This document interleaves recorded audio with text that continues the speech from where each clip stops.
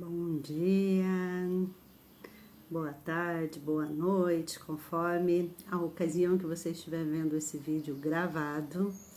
Agora são 8 horas e 28 minutos do dia 23 de fevereiro de 2022 e hoje nós estamos aqui para falar sobre autossabotagem, um assunto totalmente na nossa rotina, né? E a gente costuma ouvir muito, falar muito. Bem-vindo aí quem tá chegando.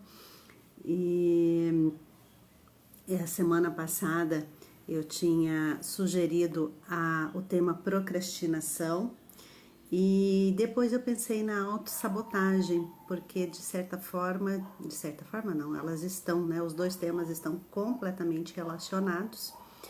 E talvez a autossabotagem seja um pouco mais amplo, embora a procrastinação mereça aí uma live exclusiva. Bom dia, Cleide. Mas eu coloquei, né, na votação e a maioria preferiu então primeiro a autossabotagem. Eu vou falar sobre a procrastinação. Então, vamos deixar um pouquinho depois, né? O que vocês acham? A gente vai falar sobre a procrastinação, a gente deixa para depois, né? Então, mas realmente foi, né, atendendo aí aos pedidos, né, a votação na enquete, que a gente vai começar então falando hoje sobre sabotagem, mas sim, vamos falar sobre procrastinação também, provavelmente na próxima semana, tá? E é um tema muito... Todo mundo, né? Eu fiz as enquetes no final de semana e todo mundo, em menor ou maior grau, dizem, né, que não, eu me autossaboto, eu percebo isso em algumas áreas da minha vida, né? Algumas muito, outras nem tanto, mas todo mundo, em alguma área da sua vida, tem essa sensação de que eu estou me auto-sabotando.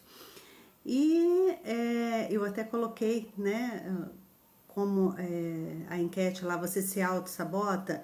Aí as alternativas eram sim, muito, sim, um pouco e não. Então, de toda a porcentagem lá ficou 75% disse que muito, 15% disse que um pouco e só 10% disse que não tem esse problema. E aí eu, né, vim então para quem viu aí as chamadas da live, o post, né, que eu fiz, eu vim aí com uma afirmação de que eu não acredito que a autossabotagem existe.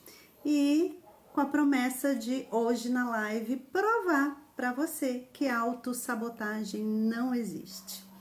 Então eu quero começar aqui, bom dia e bem-vindo para todo mundo que entrou até aqui. Eu tô aí dando essa explanação para dar o horário, esperar, né, o pessoal entrar.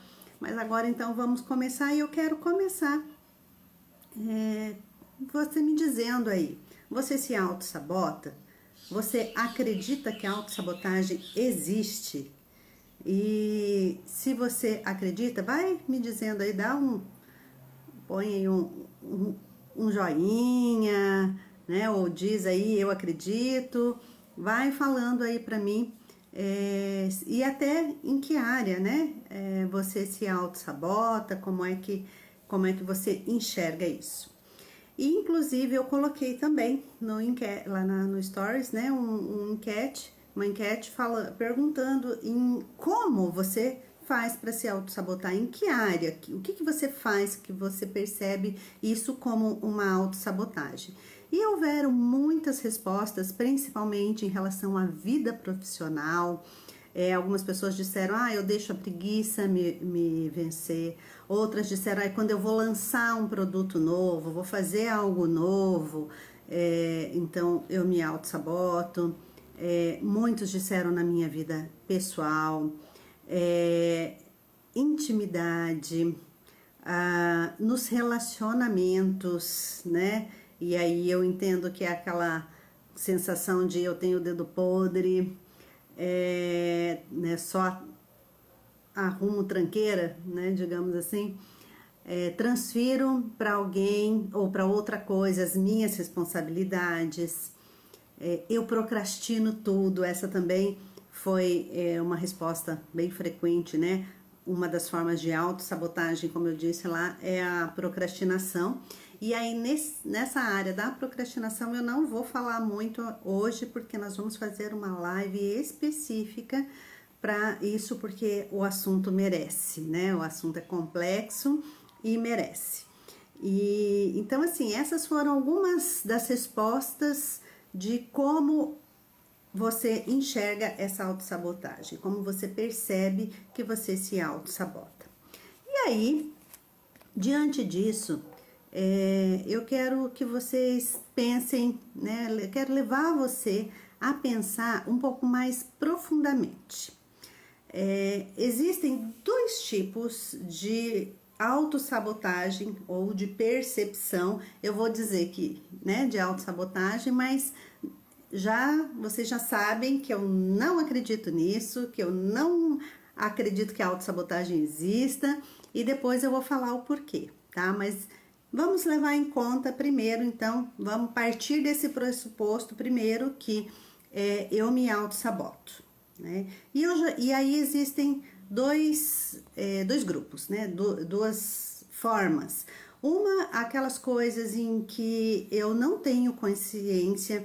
Então, por exemplo, toda vez que eu tô profissionalmente, eu tô perto de realizar algo profissional, seja uma promoção, seja um lançamento novo, de um produto novo, como disseram aí, né? Seja profissionalizar melhor o meu negócio. A gente tem aqui, né, nas nossas seguidoras, muitas mães empreendedoras, né? Então, ali no meu empreendimento, a dedicação. Então, assim, quando eu percebo que eu falo, nossa, agora a coisa vai, de repente acontece alguma coisa que eu não sei como, eu não sei da onde, e que estraga tudo e que põe tudo água abaixo, e aí eu perco aquela oportunidade e eu percebo que isso é recorrente, né?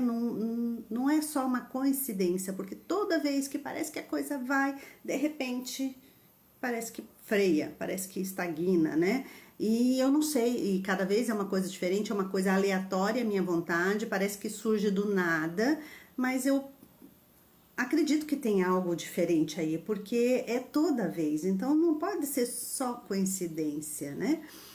Então esse é um nível de autossabotagem, aquilo que eu percebo que acontece, mas que acontecem coisas externas, que eu não entendo por que aquilo aconteceu e eu não tenho, eu não sei o que acontece, o que vai acontecer, mas é como se muitas vezes eu já ficasse até esperando isso acontecer. E eu vou falar um pouco até da minha experiência, né, aí como empreendedora, desde que eu entrei no empreendedorismo e eu comecei pelo ateliê Criar com Graça, e a maioria tá aqui pelo ateliê, né, veio pelo ateliê. E como dentro do artesanato a gente percebe que existem fases, né? Então, quando eu comecei, por exemplo, era o auge do biscuit, então todo mundo fazendo biscuit. Depois veio a madeira, a pintura em MDF, e aí as coisas vão mudando. Aromatizadores de ambiente, sabonete, essa área do cheiro. E por último, né? Então, o crochê e especificamente as bolsas e especificamente no caso do ateliê, as alças de couro. Então, assim, sempre que eu começava algo novo, não, então agora eu vou me dedicar, eu sempre fiz um pouco de tudo, né? Mas quando eu comecei, principalmente com as alças, que foi aquilo então em que eu tive assim um maior sucesso, em que eu comecei a vender inclusive atacado para o Brasil todo. Mas desde o início eu pensava assim, nossa, eu preciso aproveitar enquanto isso tá aí no auge, porque eu sei que passa, porque no artesanato é assim, tudo passa, né? É uma moda, daqui a pouco vem outra coisa, então eu preciso aproveitar essa fase porque isso vai passar. Então, entendem que eu já entro no negócio, eu já começo a coisa pensando que um dia aquilo vai passar. Então, se aquilo vai passar, a energia que eu emprego naquilo não é a mesma de que se eu pensar, nossa, agora isso é para sempre, eu preciso investir nisso, porque isso vai ser, não que tudo tenha que ser para sempre, mas assim, não já nessa expectativa de quando é que isso vai acabar, entendem? Então eu percebia que, e eu achava que era algo externo, que era algo normal, né? Que é assim mesmo, no artesanato é assim. Só que aí eu comecei a perceber que nem hoje, por exemplo, eu participo de um grupo de mães empreendedoras aqui da minha cidade, o Mães do Ingá, e existem, e lá no grupo tem, por exemplo, 2 pessoas que fazem biscuit. Biscuit maravilhoso, assim, personalizado. Então, eu não sei, não conheço muito a história delas, não sei quando elas começaram, se foi nessa época que eu comecei lá atrás, mas o fato é que elas se especializaram naquilo, em um nicho específico, e mesmo que aquela grande onda tenha passado, mas o serviço delas é diferencial. Uma delas, por exemplo, é especialista em personagens, né? Então ela faz as miniaturas ali dos personagens de forma perfeita. Então ela encontrou um nicho, ela se especializou naquilo e mesmo que o grande boom tenha passado, mas ela continua sobrevivendo, sendo reconhecida por conta disso, porque ela persistiu, né? Então, quando eu comecei a ver essas coisas, eu percebi que, pera lá, será que realmente vai passar? Ou isso é uma historinha que a minha mente criou para eu não me frustrar? Então eu já começo pensando que vai passar, porque daí quando isso acontecer eu não me frustro, eu já estava preparada para isso. Entendem? Então esse é um tipo de autossabotagem, que algo externo acontece e sempre da mesma forma e que eu muitas vezes até acredito que é normal, mas que de repente eu começo a perceber que não é. Então há uma autossabotagem aí. Um outro tipo de autossabotagem é aquele que eu já conheço, que eu já sei o que é, eu já sei, eu mesma provoco. Então, por exemplo, algumas pessoas disseram do relacionamento tóxico.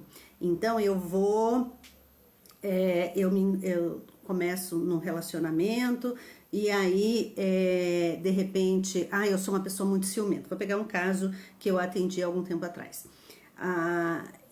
Todos os meus relacionamentos são assim, eu começo, tá tudo bem, o cara é maravilhoso, né, é um lorde e tá tudo ok. Aí de repente eu começo a falar, não, tá bem demais. Eu até postei no Stories uma figurinha, né, disso, do cérebro falando, as coisas estão bem? Estão muito bem. Preciso ligar o botão de autossabotagem, né? Então, pera lá, não pode ficar tudo bem? E aí, então assim, tá tudo bem ali o relacionamento fluindo, legal, e aí de repente eu falo, não pode. Ele deve ter alguma outra pessoa. Ele não pode gostar tanto assim de mim, as coisas não podem estar tão bem. E aí ela começa a fuçar. Não, você tem alguém, começa aquela cobrança excessiva, aquele ciúme, aquela desconfiança, a olhar celular, a olhar rede social, entende? E aí, nisso, o que acontece? Ela vai sufocando a pessoa. A pessoa tá lá de boa com ela realmente, mas ele começa a se sentir tão sufocado que daqui a pouco ele fala, bom, se eu não faço nada e ainda tô pagando por isso, né? Tô sendo cobrado, sendo julgado, sendo condenado por isso, então eu vou fazer, porque pelo menos assim eu vou ser cobrado, ser criticado, mas por de fato dever, entendem? E aí a pessoa acaba, ela acaba descobrindo que em algum momento realmente houve uma traição, mas não coincidentemente essa traição sempre ela vem depois que ela começa com esse ciúme, com esse sufocamento da pessoa. Então é algo que ela já sabe que faz. Não todo relacionamento eu faço assim. Ela tá no 3º ou 4º relacionamento e todo relacionamento é assim.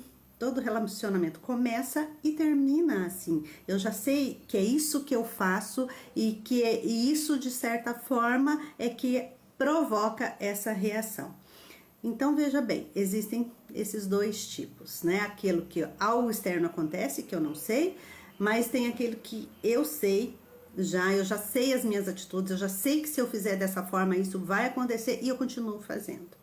E aí, cada vez que eu faço e isso acontece, o que fortalece? Aquela minha crença de que realmente, olha, isso, tá vendo? Eu não disse? Eu já sabia. É como se eu precisasse provar para mim que eu tinha razão, mas que eu tinha razão numa coisa que eu não queria, inclusive. Então, não é louco isso? Aí, diz para mim, se eu já sei, principalmente nesses casos que eu já sei o que eu faço para me auto-sabotar. Se eu já sei que o que eu faço, eu já sei que isso me prejudica, eu já sei aonde isso vai me levar, que isso está me impedindo de alcançar aquilo que eu quero, então por que eu não paro? Então por que eu não faço diferente? Então, se todo relacionamento eu começo assim, por que nesse eu não dou uma chance? Por que nesse eu não relaxo? Eu aproveito, né? Por que eu não consigo mudar esse pensamento? Entende? Ou então, assim, nessa questão, vamos dizer lá da profissional, né? Que, eu sempre, a hora que eu tô progredindo, que eu tô chegando lá, eu travo, acontece alguma coisa. Você planejou isso? Você fez isso de forma... Não, eu vou me auto-sabotar aqui, eu vou planejar, porque isso tá muito bom, e eu não quero viver nessa coisa boa, não, eu não quero ter sucesso profissional. Acha? Imagina, relacionamento legal? Não, de jeito nenhum, eu não quero isso. Então, eu vou planejar alguma coisa, eu vou fazer, pera lá, preciso planejar alguma coisa aqui pra acabar com tudo isso, porque tá bom demais. É assim, até aquela figurinha que eu postei lá, né, do cérebro indo lá e apertando o botão de autossabotagem, é uma brincadeira, mas bom dia, Sônia, bem-vinda. Então, assim, é isso que você faz? Então, se você não faz isso de forma proposital, mesmo as situações em que você tem consciência de que eu sempre faço isso, sempre acaba desse jeito, mas eu não consigo parar, eu não controlo isso, por mais que eu não queira, por mais que eu fale, não, dessa vez eu vou fazer diferente, quando veio eu já tô lá, fazendo a mesma coisa de novo, né? Então, se eu não faço isso de forma proposital, mesmo que eu entenda o que eu tô fazendo, mas eu não consigo parar isso, então, gente, isso não é uma autossabotagem, não é algo que eu faça de propósito. Né? Então, quando a gente fala em autossabotagem, a ideia é de que propositalmente eu faço alguma coisa para me prejudicar, para me impedir de alcançar aquilo que eu tô querendo. É como se dentro de mim existissem duas pessoas, né? E uma delas lutando contra a outra, fazendo o possível, uma querendo sonhar, querendo, né, ser feliz, e a outra fazendo de tudo para derrubar. Então, gente, isso não faz sentido, né? Se você, assim como eu, acredita que nós somos criados por Deus, a imagem e semelhança dele, não faz sentido Deus criar alguém dessa forma, ter criado a gente dessa forma, na verdade? E aí mais, isso remete, eu acredito que isso tenha, esse tipo de pensamento talvez tenha surgido ou não, mas... do conceito do inconsciente de Freud. Freud dizia que ele popularizou, né, ele trouxe aí uma grande contribuição a popularizar o conceito do nosso inconsciente. Já, né, há muito tempo, filósofos, estudiosos aí na antiguidade já falavam dessa alma, desse algo dentro de nós que não era voluntário, que não era consciente, mas foi Freud que popularizou isso, que estudou isso mais a fundo. Só que ele dizia que o nosso inconsciente é como um caldeirão de coisas negativas ali, pronto a qualquer momento explodir e acabar com a gente, né? Então, daí vem esse conceito, essa ideia de autossabotagem, de que eu faço, de que existe uma parte dentro de mim que faz algo para ferrar com a minha vida, né? Para ser bem clara, né? Tem uma parte de mim que quer me destruir a qualquer custo. E isso não é lógico, isso não é racional e não é assim que isso funciona. Sim, isso tem a ver com o nosso inconsciente, mas isso depois de Freud, veio Lacan, vieram outros estudiosos e veio principalmente Milton Erickson. O Milton Erickson, ele é o fundador da hipnose ericksoniana, que é a que eu trabalho, e ele estudou muito profundamente o inconsciente. E ele percebeu que, na verdade, o nosso inconsciente, ele faz o que faz para nos proteger. Por quê? E aí vem, né, estudos da epigenética, vem neurociência, a própria nova medicina germânica, que esses estudos são bases do MPC, o método que eu trabalho. E o MPC, aliás, e a epigenética, por exemplo, comprova que 95% de todo o que a gente faz é controlado pelo nosso inconsciente e só 5% pelo nosso consciente. Então, como é que esse inconsciente ele é formado? Por que ele faz isso? Por que eu preciso ser controlada pelo meu inconsciente 95% do tempo? Pensa se eu tivesse que o tempo todo tá pensando em tudo que eu vou fazer. Então, enquanto eu tô falando aqui com vocês, eu tivesse preocupada de eu preciso respirar. Inspira, expira. Inspira, expira. Eu sempre falo isso, eu sempre dou esse exemplo, porque assim, é simples, mas se eu ficar alguns minutos sem respirar, já era. Né? A respiração é algo que eu faço de forma automática, que eu não penso para fazer, que não me dá trabalho nenhum, mas é completamente vital. Se eu ficar alguns minutos sem, já era. E eu não preciso me esforçar para isso. Né? Então, agora pensa, e aí enquanto eu estou respirando, eu estou buscando aqui tudo aquilo que eu estudei, eu estou olhando aqui né, o que vocês estão falando, eu estou olhando as minhas anotações aqui, então eu estou fazendo várias coisas ao mesmo tempo, eu estou gesticulando, até porque sem amarrar minhas mãos eu não falo, e várias coisas ao mesmo tempo. E se eu tivesse que eu mesma dar um comando conscientemente para cada uma dessas partes, para cada uma dessas ações? Não teria como. Então, o nosso inconsciente, ele vai armazenando, ele vai criando como se fossem arquivos e tornando automático. Sabe quando a gente fala, eu tô no piloto automático? Então, esse piloto automático é o nosso inconsciente. Como é que ele é formado? É como se existissem arquivos dentro de nós e com pastas, e cada pasta sobre um determinado assunto. Então, por exemplo, vamos lá, trabalho, né?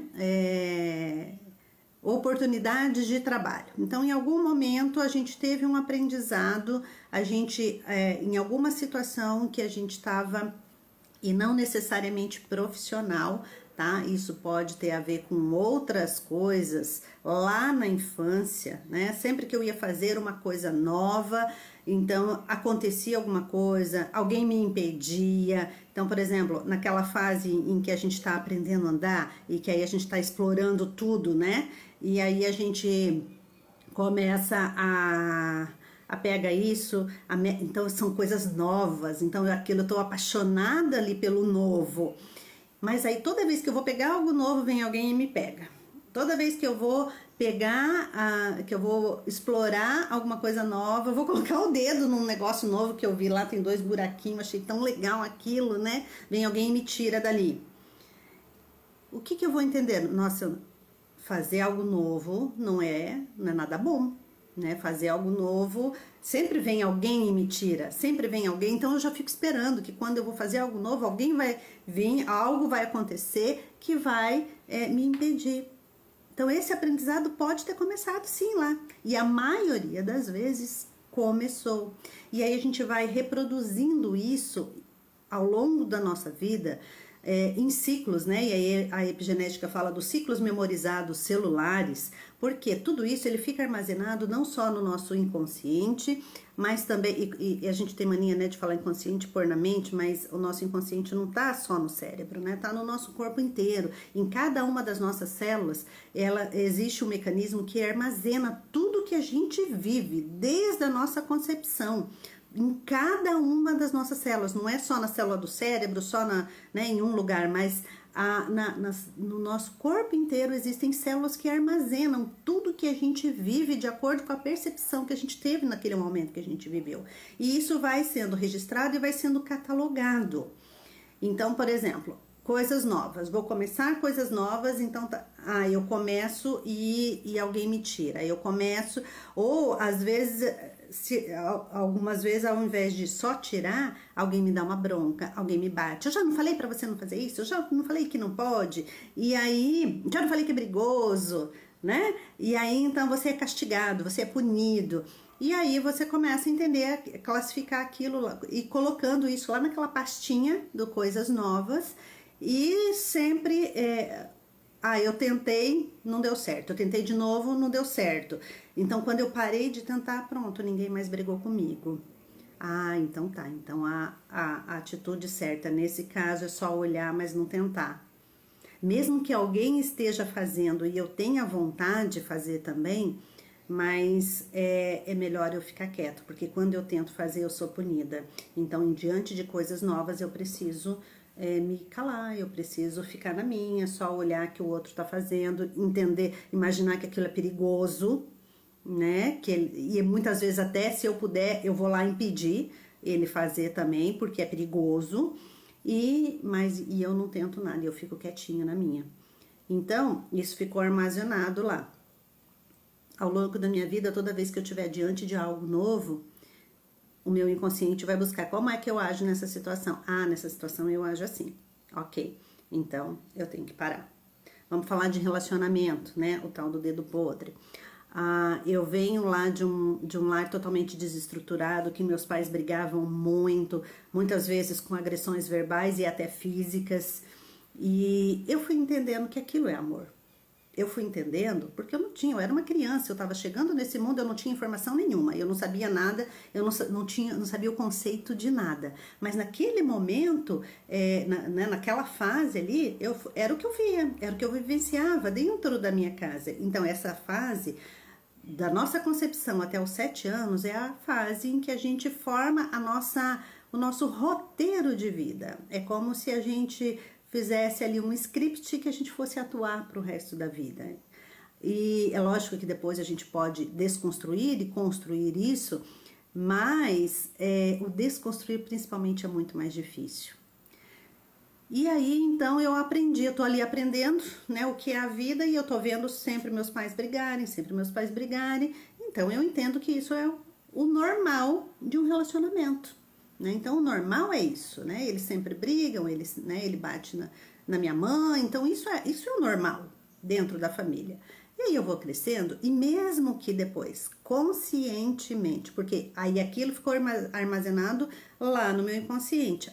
Isso é amor, isso é família, isso é casamento, né? Naquela pastinha de relacionamentos ficou arquivado aqueles aprendizados, aquelas observações que eu tive.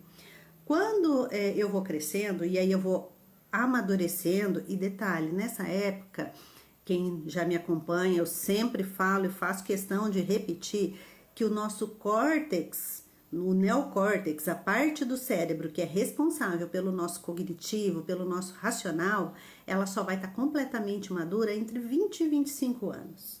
Então, nessa primeira infância, a gente não tem nada de cognitivo, então tudo é muito literal.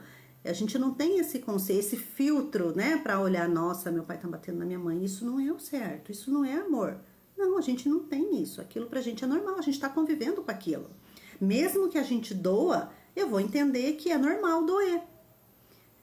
E se a vida era muito difícil, eu vou já criar aquela crença de que tudo tem que ser muito difícil. Para mim tudo é muito difícil, porque tudo que eu ia fazer era com muita dificuldade, tudo que meus pais faziam era com muita dificuldade. Então eu entendo que a vida é uma dificuldade, né? tenho esse registro lá nas minhas pastas. E aí eu cresço, mesmo que conscientemente agora eu entenda que não, aquilo que meu pai fazia não é certo. Conforme eu vou crescendo e eu vou tendo conhecimento disso, eu vou entendendo isso, às vezes eu até fico com raiva, eu julgo meu pai, eu julgo a minha mãe por se permanecer nesse relacionamento. E isso é muito comum, gente. Isso é mais comum do que a gente imagina. Eu atendo muitas mulheres dessa forma, que se mantém em relacionamentos tóxicos, porque a mãe mantinha e ela via aquilo, né? Era o que ela vivenciava e ela julgava aquela mãe. Que onde já se viu fazer isso, e eu já contei aqui em outra live que um atendimento que eu fiz, por exemplo, nesse sentido, que a cliente, ela tinha o problema, a questão maior dela era o relacionamento com a mãe, e ela culpava muito a mãe, porque a primeira cena que ela se lembra na vida é de ela e a irmã em cima da cama ali, as duas muito assustadas, chorando, e a mãe num cantinho do quarto, ali encolhida, enquanto o pai batia nela com uma corrente. Então essa é a primeira memória que ela tem da vida. Ela não sabe nem a idade, mas assim, coisa de 2, 3 anos. E então imagina como era o ambiente dentro dessa casa. E aí ela julgava muito, porque depois esse pai não batia só na mãe, mas batia nos filhos também. E aí ela, né, julgava muito a mãe de por que é que ela não saiu de casa, por que ela não se parou, por que ela se submetia a isso e nos submetia a isso, né? Então ela culpava, julgava muito aquela mãe. Então isso é muito comum de acontecer, eu atendo isso assim com muita frequência. E aí, quando a gente vai investigar a história daquela mãe, ela, quando era criança, o que acontecia? Ela apanhava o tempo todo. Ela ficava sozinha em casa, a mãe precisava trabalhar e saía, ela era separada do marido, tinha 4 filhos, a mãe dessa menina era mais nova, e ela ficava, na época, ela devia, né, ir muito novinha, devia ter 2, 3 anos, e ela ficava em casa sozinha com os irmãos, era aquela escadinha, o irmão mais velho tinha no máximo 10 anos, e ficavam em casa sozinhas, 4 crianças sozinhas em casa. E aí, o que acontecia? Quando a mãe chegava do trabalho à tarde, ela tinha feito bagunça, né? Então a mãe falava, você é muito ruim, você precisa apanhar, eu não queria bater em você, mas você não me dá outra chance, eu preciso bater em você porque para você aprender, você é muito ruim, eu trabalho o dia inteiro e olha aqui, quando eu chego em casa, quanta arte você fez. E aí, então, essa minha cliente vinha com a fala, né? Minha mãe sempre foi muito ruim, desde pequena, ela mesma conta isso, minha avó conta isso.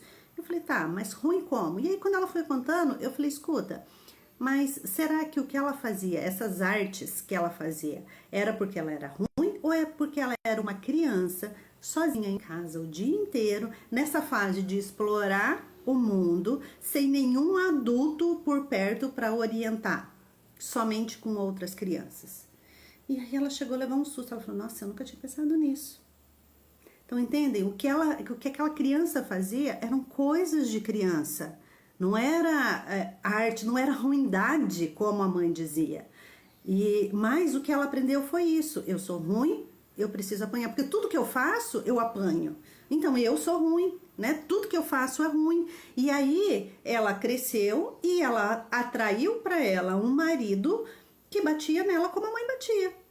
E dizia para ela, se eu tô te batendo porque você é ruim. Então, ela só continuou naquele mesmo ciclo. E ela não conseguia sair daquilo ali, porque para ela aquilo era normal. Ela sempre ouviu que ela era ruim, então realmente ela atraiu para ela alguém que fosse comprovar aquilo, né? E isso é muito louco no nosso inconsciente, porque a criança, como ela tem a necessidade de amar os pais, e ela ama incondicionalmente, e ela tem a necessidade de ser amada. Então, tudo que os pais falam tem um peso muito grande, e a mãe ainda mais, principalmente nesse período aí da primeira infância. Então, tudo que os pais falam tem um peso muito grande e ela vai acreditando. Ela não acredita quando a mãe começa a bater, quando a mãe ou o pai, né? Quando existe esse relacionamento assim. Bom dia, Letícia, bem-vinda, amiga. quando existe esse relacionamento assim, e ela, né, ela não deixa de amar os pais, ela deixa de se amar. E mesmo quando depois chega lá numa época que ela começa a entender isso e ela começa a ter raiva, sentir raiva dos pais por aquele comportamento, ainda assim, e muitas vezes ela fala, eu odeio minha mãe, eu odeio meu pai, né? Eu atendo muita gente que chega aqui falando isso, eu odeio minha mãe, eu odeio meu pai, né? Mas na verdade não é ódio, né? Na verdade é o amor ferido, porque o oposto do amor não é o ódio, é a indiferença. O ódio, ele é o amor ferido. Então eu odeio, e muitas vezes assim, eu odeio inconscientemente, eu odeio a mim própria por amar alguém que me fez isso comigo, entendem? E aí então eu julgo aquela mãe, eu julgo aquele pai, e aí eu vou pra vida, eu vou para um relacionamento, e muitas delas às vezes saem de casa cedo, né? Se jogam em relacionamentos para poder sair daquela casa, daquele ambiente ali, e aí atraem para si parceiros que vão fazer a mesma coisa. E sim, Tati, é muito forte tudo isso, né? E é vida real, né? É coisa que eu atendo diariamente. E aí eu me coloco então, né? É óbvio que eu tô falando desse caso, que é um caso extremo, que havia, né, muita violência, mas não precisa chegar a esse extremo, né? As discussões, as agressões verbais, elas machucam tanto, ou às vezes até mais, do que a própria agressão física, né? E aí eu atraio para mim situações, parceiros que vão agir da mesma forma. E aí, de repente, aquela mãe que eu julgava, que ficava naquele relacionamento ali, e não conseguia, e não saía, e não me tirava dali, quando eu me dou conta, eu tô ali quase que uma vida inteira dentro de um relacionamento da mesma forma, sem conseguir sair também. Porque lá no meu inconsciente foi isso que eu aprendi. Foi isso que meu inconsciente entendeu que isso é amor, isso é normal. Então, muitas vezes, a gente que não teve isso, né, esse trauma, e olha para relacionamentos assim, você fala, meu Deus, por que essa mulher não sai daí? Olha, ela vai acabar morrendo, né? E isso ali, né, como um ciclo vicioso, né? Aquilo vai se repetindo. Porque é o que tá lá no nosso inconsciente, armazenado como relacionamento, pastinha relacionamento. Relacionamento é assim. Ele começou a ser agressivo comigo. Ok, isso é normal. Relacionamento é assim, então vamos, toca o barco, né? E continuamos ali. Eu não consigo sair daquilo, a menos que eu tome consciência e eu busque ajuda. Porque mesmo que eu tomo consciência e eu falo, eu não quero, mas o meu inconsciente é 95% do que me controla e o meu consciente é só 5%. Então é uma luta muito desigual, né? É como se eu tivesse ali uma queda de braço e ali alguém magrelo ali, raquítico, e um bombadão, né? Então quem que vai vencer essa luta? Então não adianta eu querer lutar contra o meu inconsciente, né? E aí entra, né, fechando esse conceito de autossabotagem não existe. O que acontece? Se o nosso inconsciente, ele aprendeu isso, olha, ele está dizendo aqui, a programação do inconsciente é que determina as nossas reações, né? Porque 95% de tudo que a gente faz, e, né, age e reage, é controlado por ele. E aí ele buscou lá nos arquivos, foi isso que deu certo, né?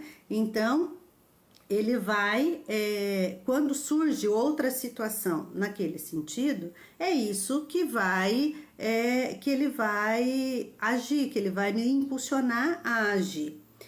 E aí, por que ele faz isso? Porque isso de alguma forma deu certo. Então, vamos pensar lá, por exemplo, bom dia, Silvana, bem-vinda. Então, por exemplo, nesse caso do relacionamento tóxico, né? Eu sei que aquilo era errado, mas meus pais mantiveram esse relacionamento a vida toda, né? É interessante que a grande maioria das pessoas que eu atendo, que é das mulheres que eu atendo, que a queixa é eu tenho o dedo podre, Né, os pais tiveram esse relacionamento complicado e viveram juntos a vida toda ou estão juntos até hoje, né? São raros aqueles que os pais se separaram. A grande maioria, os pais estão juntos até hoje. E aí então o inconsciente entende, isso é relacionamento. Eu preciso me manter num relacionamento assim, porque isso é um relacionamento duradouro. Né? Ele vai, olha só, deu certo o casamento deles. Mesmo que no meu consciente eu não concorde, mas no meu inconsciente eu falo, deu certo. Então, se eu vou buscar um relacionamento, o modelo que eu tenho é esse. Então, para eu poder ter um relacionamento duradouro, eu tenho que ter um relacionamento igual esse. E aí eu vou atrair para mim parceiros que façam aquilo da mesma forma. Às vezes não necessariamente igual, mas em alguma situação, às vezes ele, por exemplo, ele não vai me bater fisicamente, mas emocionalmente, né, ele vai me controlar. E aí, para eu ter aquela mesma sensação. E aí, então, o meu inconsciente fala, tá, isso aqui é um relacionamento seguro, isso aqui é um relacionamento duradouro. Então, o objetivo do nosso inconsciente é nos proteger. Vamos pensar lá no caso profissional que eu falei, nesse exemplo de que tudo que eu ia fazer novo, eu me tirava, acontecia alguma coisa fora. Então, toda vez que algo novo se apresenta, que uma nova oportunidade se abre, é algo novo, eu tenho perigo, algo vai acontecer. Então eu já fico esperando, e quando eu fico esperando, como era lá o meu caso, né, que eu contei para vocês, de que eu entrava numa etapa ali, numa fase, já esperando que essa fase ia se encerrar. Né? Então eu já estava ali esperando. Se eu estou esperando, eu estou criando isso. Né? É o que eu estou visualizando o tempo todo, é o que está na minha mente o tempo todo. E aí a gente tem muita coisa aí de física quântica, né, das terapias energéticas que mostram isso, né? A lei da atração, que a gente atrai aquilo que a gente está pensando. E aí, seja bom, seja ruim, é o que está na minha mente, é o que eu vou atrair. E mais do que isso, né? Está exatamente assim nesse momento, né, Aline? Mas a gente já tem aí, né? A gente já identificou algumas causas e vamos continuar olhando para isso, que já você sai desse lugar, né? Já saiu de tanta coisa, né? Então, mas essa logo você sai. A gente vai continuar trabalhando nisso. E aí, então assim, quando a gente eu me perdi aqui no assunto. Mas aí, assim, então, quando a gente atrai, né, aquilo que a gente pensa.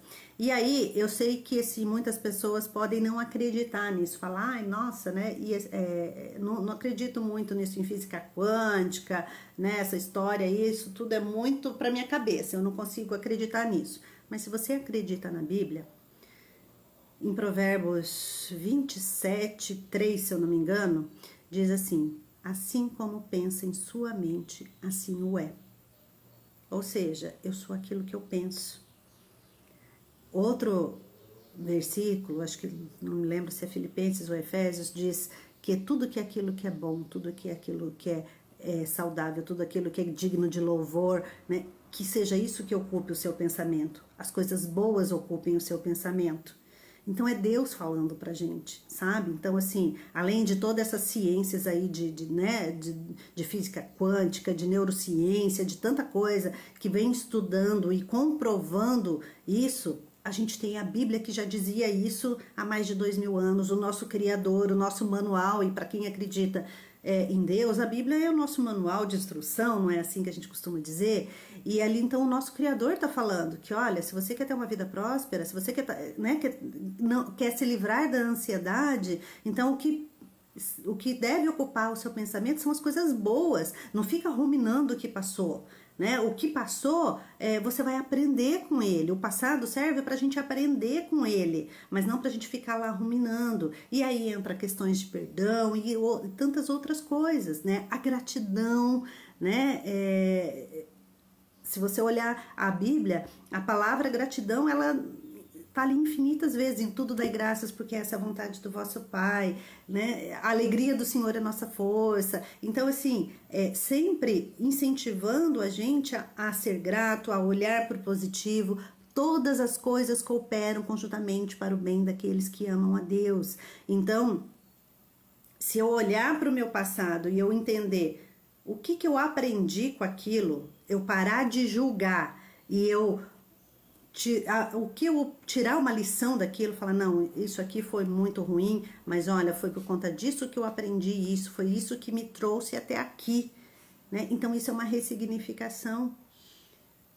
Então, além de, né, de todas, se você não acredita na Bíblia, ok, você pode então buscar aí essas ciências que comprovam tudo isso, mas é inegável hoje que a gente atrai aquilo que a gente pensa e que, mesmo que conscientemente, e aí assim, entra, né, nessa coisa, eu não quero. A Edileuza está dizendo, verdade, eu preciso me desligar do passado e das dores, das dores de outros, e isso está me prejudicando a mim mesma. Exatamente, né? A gente costuma... Exato, olha lá, a Tati está falando, o próprio amar ao próximo como a si mesmo é pura gratidão. Só que aí, a Edileuza está falando que live maravilhosa, obrigada. Agradeço você de estar aqui também. A Tati está falando, né, do amar ao próximo como a si mesmo, é pura gratidão. E eu só consigo amar ao próximo como eu amo quando eu amo a mim mesmo. E aí entra outra coisa nesse conceito de autossabotagem, que ele não existe. Se eu acredito que eu estou me autossabotando, que tem uma parte dentro de mim que está fazendo de tudo para me ferrar, como é que eu vou amar a mim mesmo? Eu vou me odiar, eu vou passar a me odiar, eu vou achar que eu sou um lixo, e aí eu vou confirmar muitas vezes aqueles rótulos que eu recebi lá. Ela é uma pessoa muito difícil, é uma pessoa má, não adianta você fazer que nada, você não faz nada direito, tudo que você faz tá errado, então para que você vai fazer, né? Você não aprende a fazer, você não consegue, né? Então tudo isso que a gente ouve lá na nossa infância vai criando esses programas no nosso inconsciente, e aí pra gente não ouvir aquilo de novo, pra gente não repetir aquela dor que a gente sentiu quando a gente ouviu essas coisas, ou que a gente presenciou algumas coisas, é que o nosso inconsciente tenta proteger a gente de fazer aquilo mesmo, de fazer aquilo novamente. Então, se tudo que você faz, você nunca faz nada certo, você não consegue aprender, para que eu vou tentar aprender? Para que eu vou me empenhar em aprender algo novo? Para que eu vou fazer um curso? Para que eu vou fazer uma faculdade? Né? Para que eu vou fazer qualquer coisa se tudo que eu não consigo aprender mesmo, né? E ainda depois eu vou ser julgado. Então, eu não quero passar por essa dor de novo. Então, não tenta, né? Então, é isso que o nosso inconsciente faz. Ele fica tentando proteger a gente para evitar que a gente sofra de novo uma dor que a gente já passou lá no passado, entendem? Então, esse nosso inconsciente, ele não tá querendo me sabotar, ele tá querendo me proteger, né? Então, talvez, ao invés de autossabotagem, a gente poderia usar o termo autoamor mal direcionado.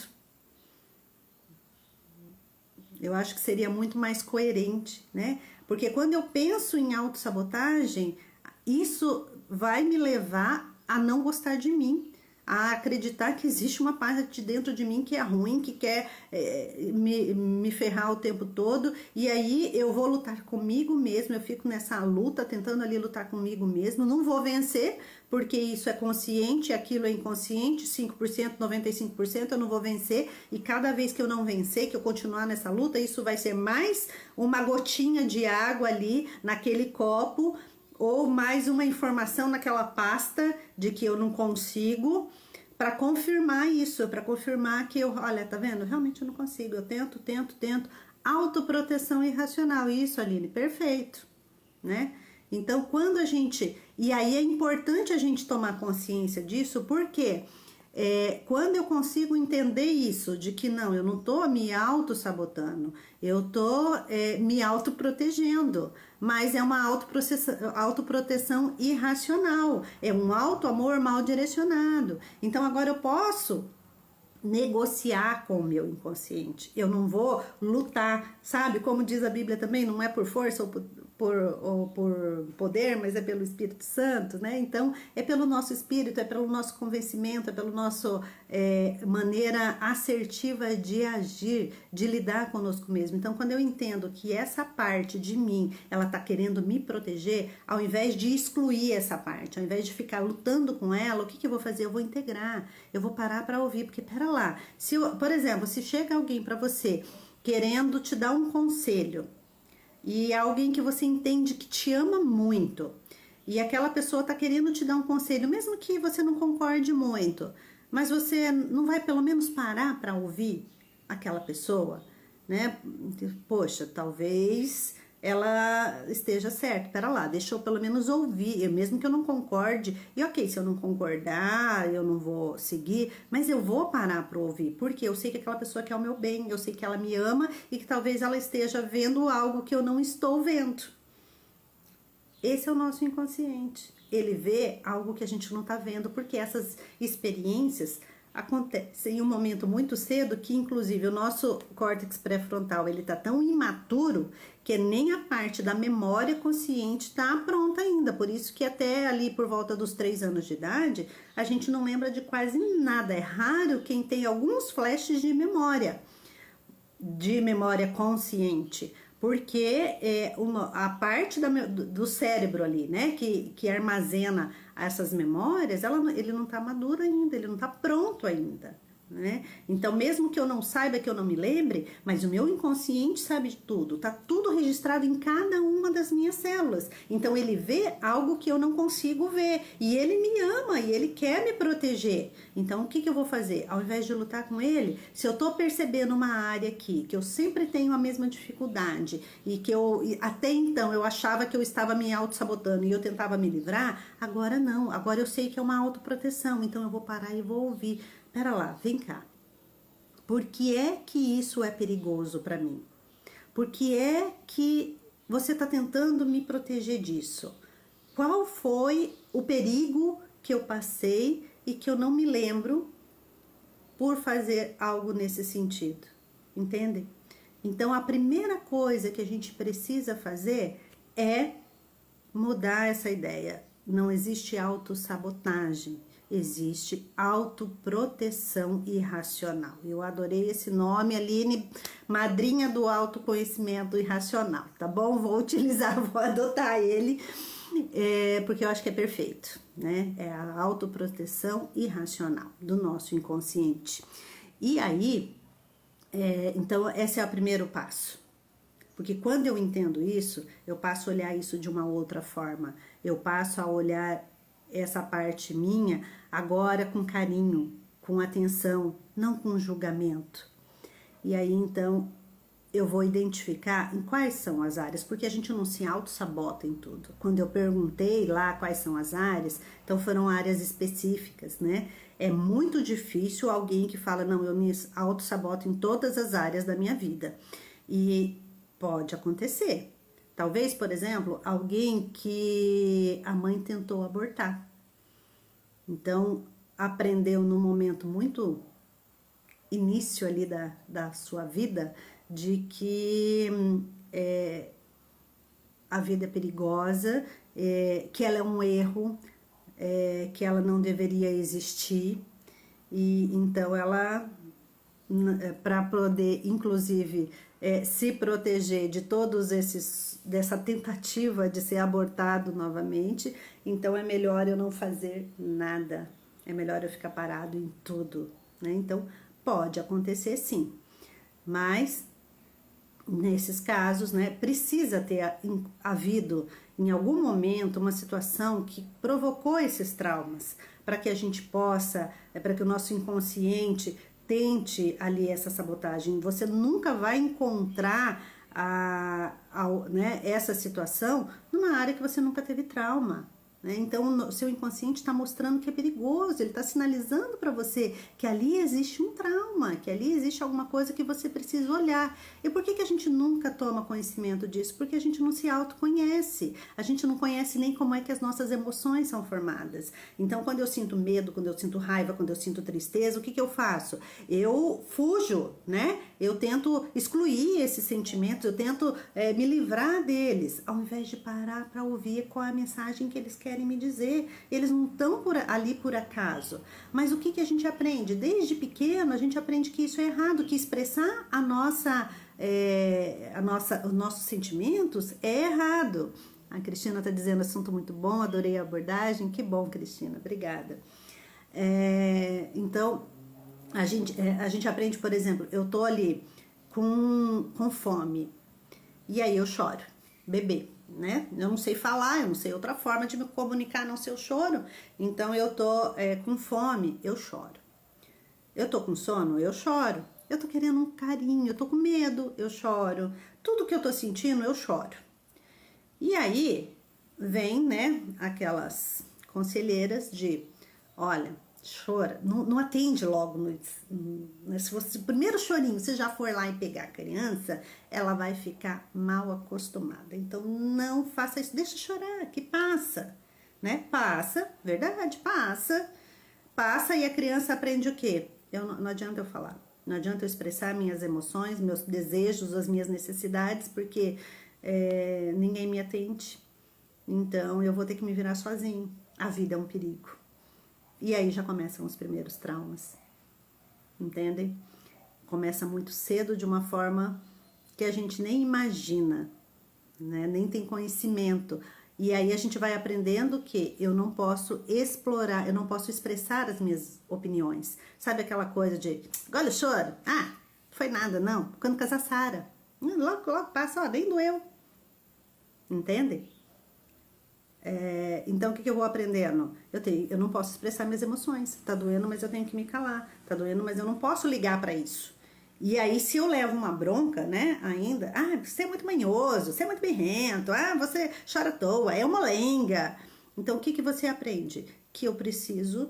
que as minhas emoções são negativas, que olhar para elas é ruim, que eu expressar essas emoções é ruim. Então, eu quero afastar isso de mim. E eu passo a não olhar para as nossas emoções. Então, eu costumo dizer que nós somos analfabetos emocionais, né? A gente aprende a ler, escrever, andar, comer, falar, tecnologia, a gente aprende tudo que a gente quiser. Mas sobre as nossas emoções a gente não aprende, né? A inteligência emocional é algo que a gente nem sabe o que é, a gente não busca. E não é divulgado, não é falado, e vem, lógico, aí de... falta de conhecimento, de toda uma cultura, né, de ainda não conhecer isso, e agora a gente tem sim avançado muito nisso, mas ainda a gente fica muito com receio. Então, por exemplo, a terapia ou é para louco, né? Graças a Deus isso já não é tão frequente mais, isso já tem mudado, mas ainda tem muita gente que pensa, não, eu não vou fazer terapia, eu não sou louco, não tô precisando. Né? Ou então só quando eu tô com uma crise de pânico, uma crise de ansiedade, uma depressão profunda, né? Aí então eu busco terapia. Mas a terapia ela devia ser algo frequente para nós, assim, sabe? Igual a academia, né? Eu fiz uma postagem essa semana falando, né, que 95% das nossas dores, doenças, sintomas físicos, elas têm origem em traumas emocionais. Só que a gente não sabe disso, a gente não conhece isso. E aí eu quero ser saudável, então o que eu faço? Eu vou procurar uma alimentação equilibrada, eu vou fazer exame preventivo, eu vou fazer exercício físico, e não que a gente não tenha, não que isso não seja importante, mas mais importante do que isso é a gente conhecer as nossas emoções, é a gente aprender a lidar com as nossas emoções, é a gente se autoconhecer, porque aí quando eu aprendo a lidar com as minhas emoções, quando eu entendo as minhas emoções, como é que elas acontecem, eu passo a gerenciar tudo isso dentro de mim, e aí o meu corpo não precisa mais expressar por meio de doenças aquilo que está lá dentro de mim. A Gra tá falando, eu falo para todos que todo mundo tinha que fazer terapia. A Aline, terapia é uma necessidade para equilíbrio de todo o nosso ser, né? Exatamente, né? Então, isso deveria ser assim, já a matéria, né, lá na escola, matéria obrigatória, inteligência emocional, para a gente se autoconhecer, para a gente entender as nossas emoções, mas culturalmente isso ainda está distante, né? A Letícia tá falando, eu super recomendo para todos, e assim que der, quero fazer com frequência, libertador. Pois é, ó, a Letícia tá dizendo isso, ela fez uma única sessão e assim, foi lindo de ver o depoimento dela, né? Que com uma única sessão, muitas coisas que ela conheceu que estavam travando ali a vida dela, né? Ela conseguiu se libertar. É leve, né? A vida vai ficando leve, porque a gente vai trazendo esses conhecimentos que a gente nem sabe, a gente vai tentando excluir partes da gente e isso é pesado. A gente deixa de ser a gente mesmo, a gente passa a ser um personagem, a usar uma máscara ou várias, dependendo da situação em que você está, da circunstância, do ambiente, das pessoas com quem você está se relacionando naquele momento, você precisa se transformar num personagem diferente, porque é aquele personagem que você acreditou que vai agradar as pessoas, que você vai ser aceito, que você vai ser amado, ou muitas vezes o seu personagem é o cavaleiro da armadura, né? Que você se protege ali de tudo e de todos, porque é muito perigoso se relacionar, né? Se eu não pude contar nem com pai e mãe lá na infância, né? Então, como é que eu posso contar com qualquer outra pessoa que seja na vida, né? E essas pessoas, inclusive, têm dificuldade para fazer a terapia, para pedir ajuda na terapia, porque não podem confiar, né? É o seu inconsciente tentando te proteger. Olha, relacionamento lá atrás foi perigoso, então você não pode se relacionar, é perigoso. A Edileuza diz que já fez umas vezes e não consegui. Edileuza, é um processo, sabe? A gente passa a vida inteira com esses aprendizados que são muitos, né? Então não é lógico, tem situações, né? Igual a Letícia tá falando, a Letícia também tá falando que o filho dela estuda educação socioemocional no colégio, muito bacana, né? Então, e ela tá dizendo aqui, ó, que realmente me destravou em vários aspectos como apenas uma sessão. Esse método que eu trabalho, né, o MPC, ele reúne conhecimento de diversas áreas e ele possibilita isso. Então, em uma sessão, a gente consegue tratar um tema, né? E às vezes aquele tema ele é fundamental para olhar, para destravar um monte de coisas na sua vida, né? Então, é muito comum, né? Inclusive assim, geralmente as terapias normais, né? As outros tipos de terapia, cada sessão dura em média 1 hora. Uma sessão de MPC dura de 2 a 3 horas.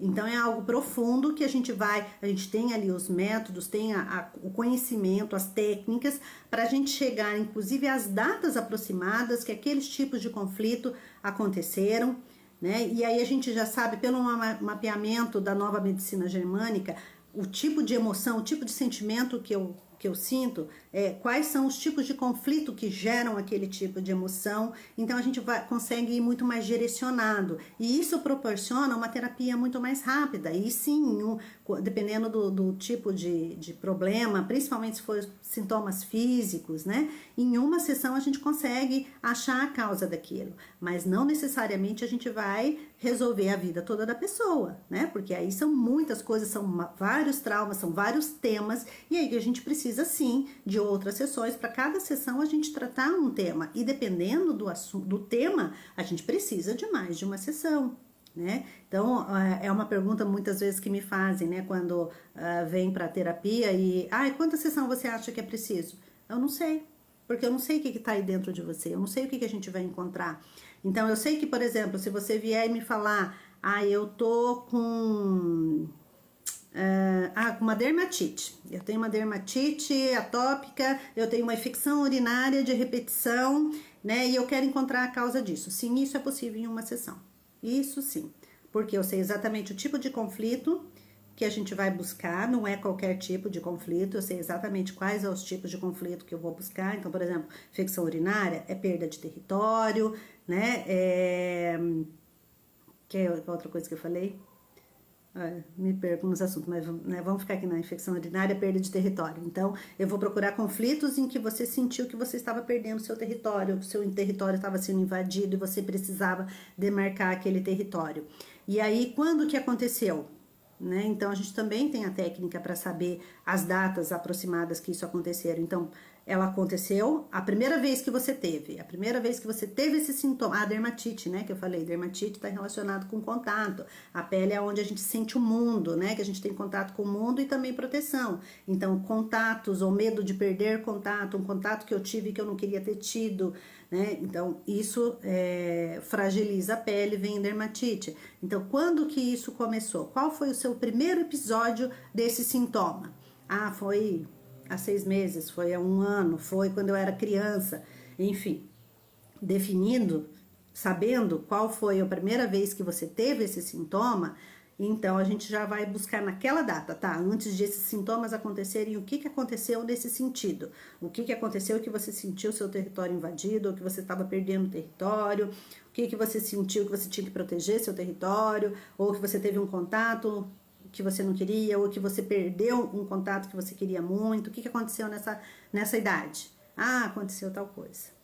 Aí, aquela coisa foi o evento que a gente chama de despertante, porque um sintoma, a menos que seja um trauma muito profundo, uma situação assim muito profunda, ele não acontece, o sintoma físico, ele não vem, ele não aparece na primeira vez, no primeiro evento, né, no primeiro trauma. É preciso pelo menos 3 para ele vir à tona. Né? O primeiro, que é o pré-programante, e esse pré-programante ele pode vir lá da gestação e até mesmo da mãe, da avó, né? De gerações anteriores aí, porque se tudo que a gente vive, tudo que a gente passa é registrado em cada uma das nossas células, e nós somos formados de 2 células, um espermatozoide, um óvulo, essas 2 células vieram de outras pessoas e elas trazem informações dessas pessoas. E por sua vez, essas pessoas também foram formadas por outras 2 pessoas e também carregam as informações dessas outras 2 pessoas. Então, para a epigenética, até no mínimo 4 gerações atrás a gente vai carregando essas informações. A constelação sistêmica fala em até 10 gerações para trás que a gente vai carregando essas informações. Então, isso já pode ser um pré-programante. E aí, depois eu preciso ter mais um, que é, né, ali um outro evento programante, né? Então, eu tive um pré-programante, eu tive um programante, e aí eu tenho um terceiro, e aí é como se eu tivesse um copo embaixo de uma torneira, pingando, pingando, pingando, e alguma hora aquela última gotinha vai explodir, vai extravasar, e aí vem o sintoma físico.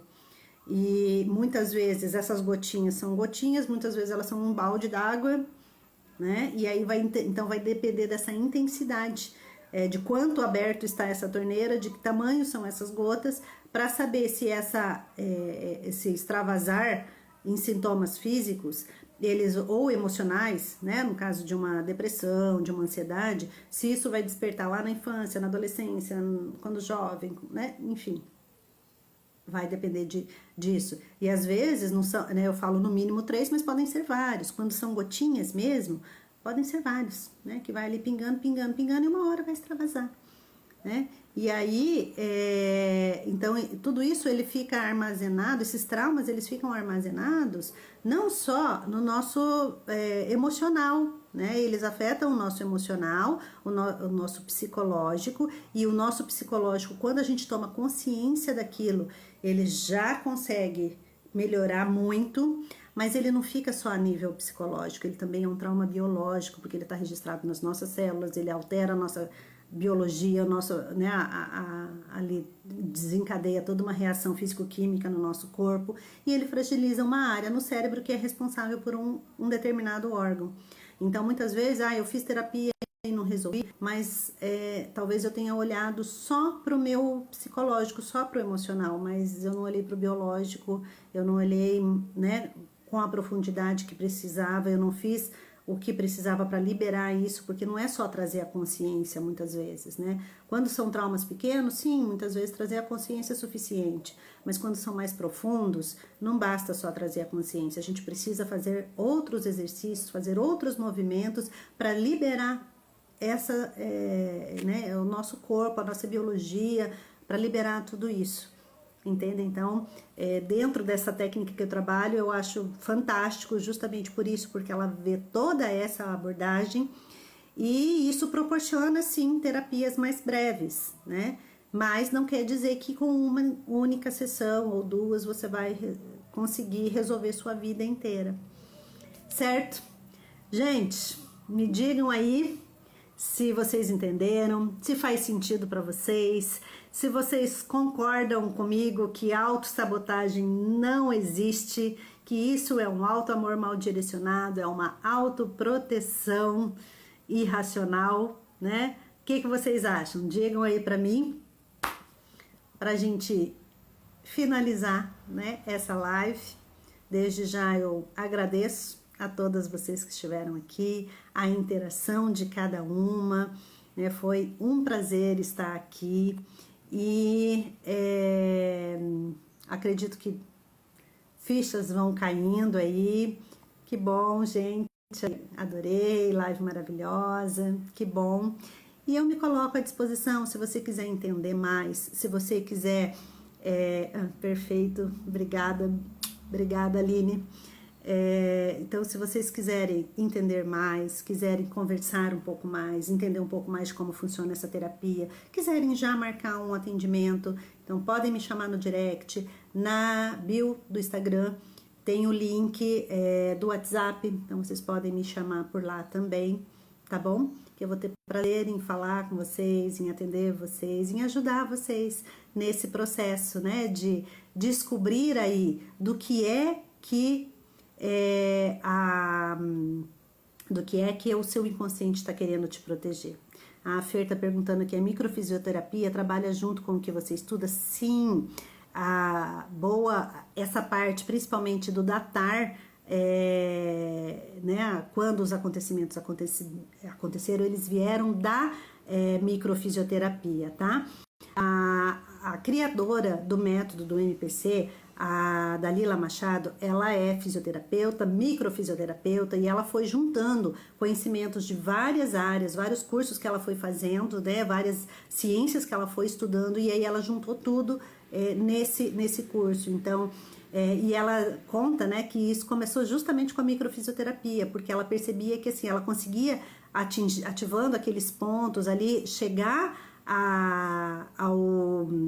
às datas, às épocas, aos acontecimentos, mas tá, e daí? O que eu faço, né? Porque como eu disse, não é só trazer a consciência. E aí foi onde ela foi buscando mais recursos e juntou tudo isso dentro desse método, tá? A Beatriz, a Bia, ela tá falando aqui, ó, eu estive ontem com ela, foi muito intensa, mas foi muito restauradora para mim. Obrigada você pela confiança e pela entrega, né? Priscila tá dizendo parabéns, a Fê tá dizendo que amou. Então, gente, eu também amei, muito obrigado. Contem comigo se precisar.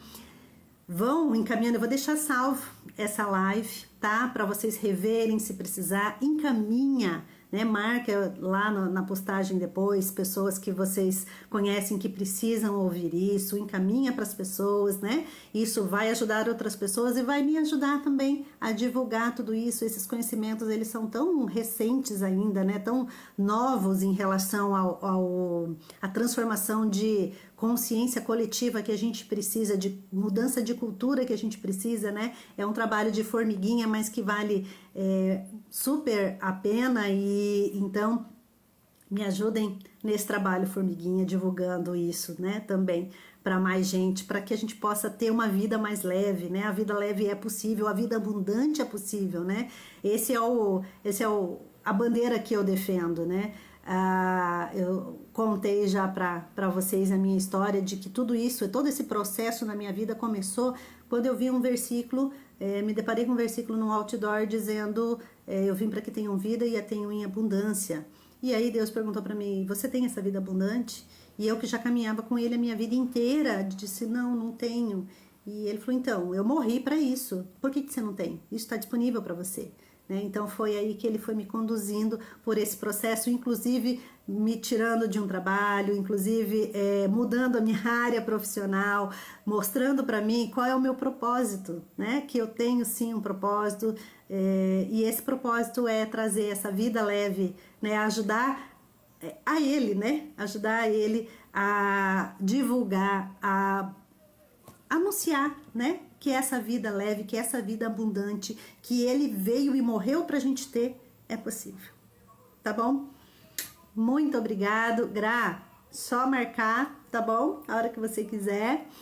E até a próxima. Ah, e na próxima, então, a gente vai falar provavelmente já de procrastinação, tá bom? Eu vou colocar nos stories algumas enquetes, como sempre. Eu gosto muito de colocar isso para já direcionar, de já dar as orientações ali, os exemplos, né? Direcionados para as dúvidas de vocês, né? Porque eu acho que aí o aprendizado fica muito mais concreto, né? As ideias ficam mais concretas. E então eu vou colocar lá e ativem aí os lembretes, né? Acionem lá o receber, para receber sempre que eu publicar, que eu postar, né, as novas postagens, para vocês também me ajudarem a ajudar vocês a ser mais específica naquilo que vocês precisam, tá bom? Beijo!